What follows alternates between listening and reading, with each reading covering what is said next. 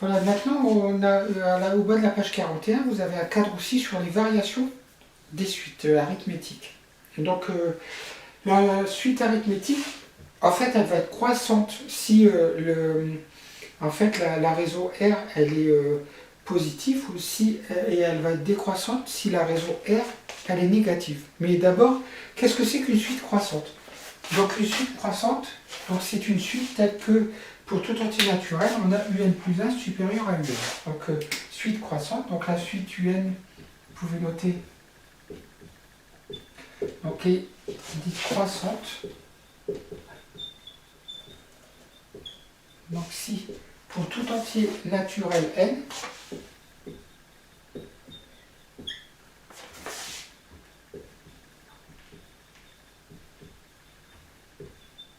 on a donc un plus 1 qui est supérieur à un. C'est-à-dire que le terme suivant est supérieur au terme précédent. Bien sûr, de la même façon, la suite, donc un est dite décroissante.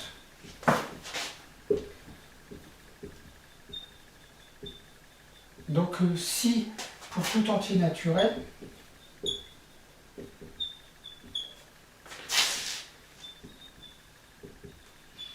donc naturel n, donc on a un plus 1 qui est inférieur à un, c'est-à-dire que le terme suivant est plus petit que le terme précédent. Voilà, et puis elle est dite constante si un plus 1 est égal à un. Elle est dite constante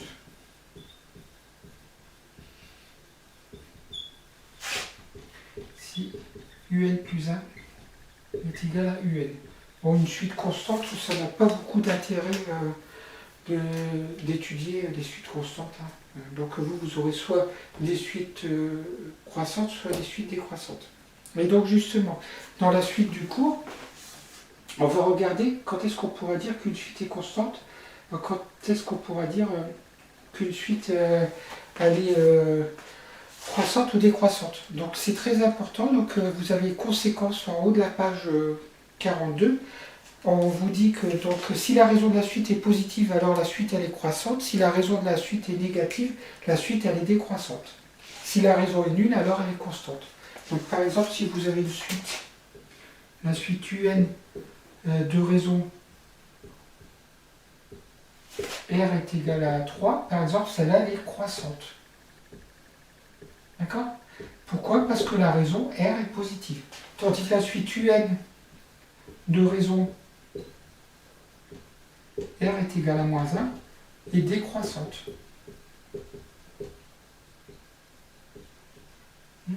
Voilà, donc, puis bon, une suite constante, si la raison elle est nulle, la suite elle est constante.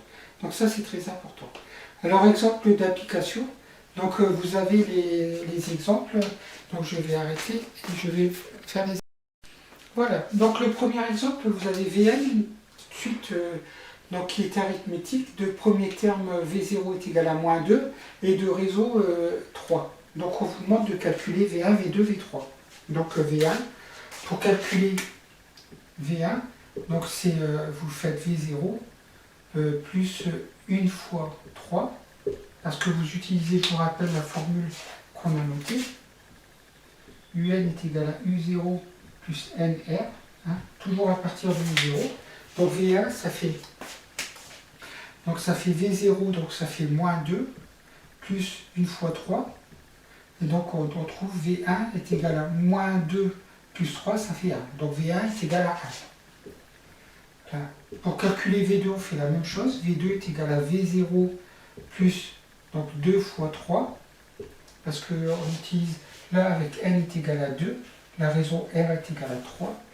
Ça c'est R est égal à 3. Et donc ça fait moins 2 plus 2 fois 3. Ça fait 6. 2 fois 3, 6. 6 moins 2, ça fait 4. Voilà. Donc V2 est égal à 4. Et puis V3, ça fait V0 plus 3 fois 3. Donc ça fait moins 2 plus 9. Donc V3 est égal à 7.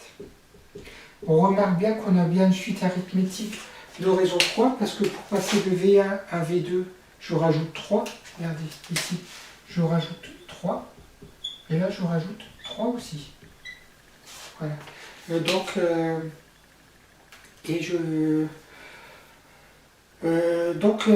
Vous avez une question, comment calculer V19.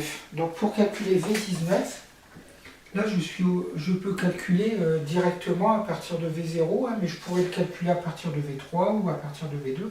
Donc ça fait, en fait c'est V0 plus 19 fois 3 fois R. Donc ça fait moins 2 plus 19 fois 3. Donc 19 fois 3, ça fait 57. 57 moins 2, ça fait 55. Voilà. Donc V19 est égal à 55. Voilà. Voilà, donc je coupe entre deux la caméra pour éviter de perdre du temps sur le film. Donc ici, la suite est-elle, Vn est-elle croissante, décroissante ou constante? Donc ici, comme la raison R, elle est positive, donc la suite est croissante. Hein, donc ici. Et donc R est égal à 3, donc R est supérieur à 0, donc la suite Vn, la suite on met entre parenthèses, donc est croissante. Croissante, hein, voilà. Alors pourquoi? Ben, la raison, vous devez écrire pourquoi, parce que R est supérieur à 0. Voilà. Alors petit b, vous avez petit b, je vais essayer de le faire là. Vous avez une suite Wn, telle que W12, vous avez un terme, hein, W12 est égal à 31, et la raison R est égale à moins 7. Voilà, donc on a une suite avec une raison négative, donc cette suite va être décroissante, c'est-à-dire que W13 va être plus petit que W12, W14 sera plus petit que W13, etc. Et donc nous, on vous demande de calculer W20. Donc W20, en fait, on va utiliser la formule que je vais mettre ici. Donc UN est égal à U0, en fait, plus N moins P, c'est UP, pardon, N moins P fois R. La suite, elle ne s'appelle pas U, elle s'appelle W. Bah, donc, je vais mettre des W pour respecter un peu ce que j'écris. Donc W20, donc ça veut dire que N est égal à 20, est égal à WP. Donc le P est égal à 12 ici. Donc ça fait W12 plus donc 20 moins 12 multiplié par la raison. Alors on fait bien attention avec ici. Hein. Voilà, donc ça fait W20, ça fait, on a dit que c'était 31, W12 ça fait 31, plus 20 moins 12 ça fait 8, fois moins 7. Donc 8 fois 7 ça fait 56, donc 8 fois moins 7 ça fait moins 56, et moins 56 plus 31, ça fait moins 25.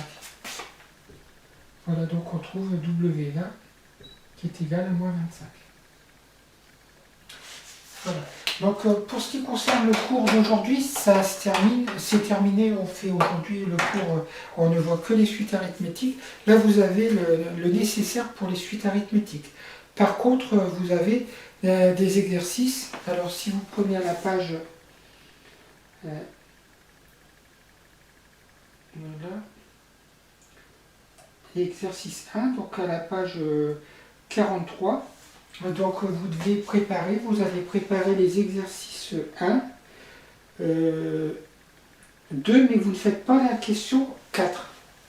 Alors, vous faites l'exercice 1 et 2, mais pas la question 4, parce qu'on n'a pas encore fait la somme des suites. Donc,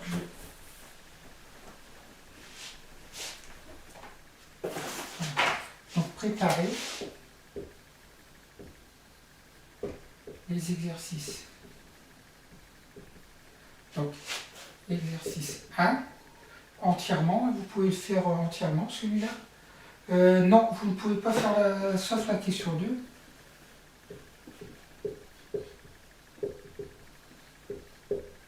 Et l'exercice 2, Vous pouvez le faire, mais pas la question 4.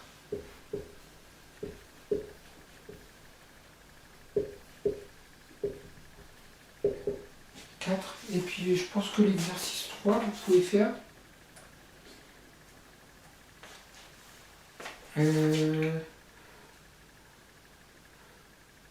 Donc l'exercice 3, on le fera ensemble. Donc essayez de faire là, ici, ces deux questions-là. Voilà.